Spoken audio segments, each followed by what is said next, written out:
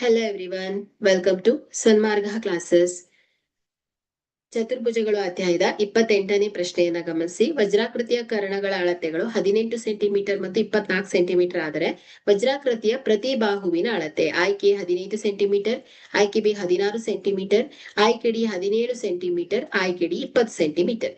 So ಇಲ್ಲಿ A B C D ತಗೊಂಡ್ರೆ so ಇಲ್ಲಿ ಎಲ್ಲಾ ಬಾಹುಗಳು ಸಮನಾಗಿರುತ್ತೆ. ವಜ್ರಾಕೃತಿಯಲ್ಲಿ ಕರ್ಣಗಳು ಪರಸ್ಪರ ಲಂಬವಾಗಿ ಅರ್ಧಿಸುತ್ತೆ. ಓಕೆ, ಸೊ ಇಲ್ಲಿ 90 ಡಿಗ್ರಿ ಕೋನವನ್ನ ಉಂಟು ಮಾಡುತ್ತೆ.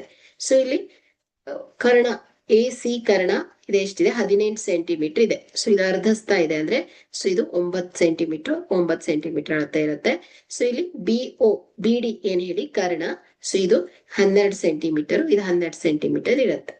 ಓಕೆ, ಸೊ ಈಗ ನಾವು ಪೈಥಾಗೋರಸ್ ಪ್ರಮೇಯದ ಸಹಾಯದಿಂದ ಏನ್ ಮಾಡ್ಬೋದು, ಇಲ್ಲಿ ಈ ಬಾಹುವಿನ ಅಳತೆಯನ್ನ ಫೈಂಡ್ ಔಟ್ ಮಾಡ್ಬೋದು. ಸೊ ಇಲ್ಲಿ ವಜ್ರಾಕೃತಿಯಲ್ಲಿ ಎಲ್ಲಾ ಬಾಹುಗಳು ಸಮನಾಗಿರುತ್ತೆ. ಓಕೆ, ಹಾಗಾದ್ರೆ ತ್ರಿಭುಜ ಎ ಒ ಬಿ ಅನ್ನ ಕನ್ಸಿಡರ್ ಮಾಡೋಣ. ಸೊ ತ್ರಿಭುಜ ಎ ಒ ಬಿ ಅಲ್ಲಿ so A B square is equal to ಏನ್ ಹೇಳಿ A O square plus B O square ಆಗುತ್ತೆ. ಸೊ ವಿಕರ್ಣಗಳ ಮೇಲಿನ ವರ್ಗವು ಉಳಿದೆರಡು ಬಾಹುಗಳ ವರ್ಗಗಳ ಮೊತ್ತಕ್ಕೆ ಸಮನಾಗಿರುತ್ತೆ.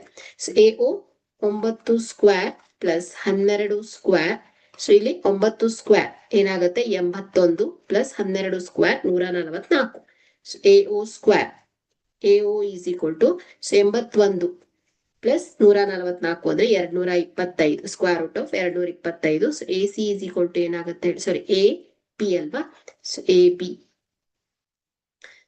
B is equal to 15 centimetre ಆಗುತ್ತೆ. ಓಕೆ, ಸೊ ಈ ಅಳತೆ 15 ಸೆಂಟಿಮೀಟರ್ ಬರುತ್ತೆ. ಸೊ ವಜ್ರಾಕೃತಿಯಲ್ಲಿ ಎಲ್ಲಾ ಬಾಹುಗಳು ಸಮನಾಗಿರೋದ್ರಿಂದ ಸೊ ಇಲ್ಲಿ ಬಾಹುಗಳ ಅಳತೆ ಏನ್ ಹೇಳಿ 15 ಸೆಂಟಿಮೀಟರ್ ಆಗುತ್ತೆ. ಓಕೆ, ಹಾಗಾದ್ರೆ ಇಲ್ಲಿ ಪ್ರತಿ ಬಾಹುವಿನ ಅಳತೆ 15 ಸೆಂಟಿಮೀಟರ್. ಸೊ ಎ ಆಯ್ಕೆ ಸರಿಯಾಗಿದೆ.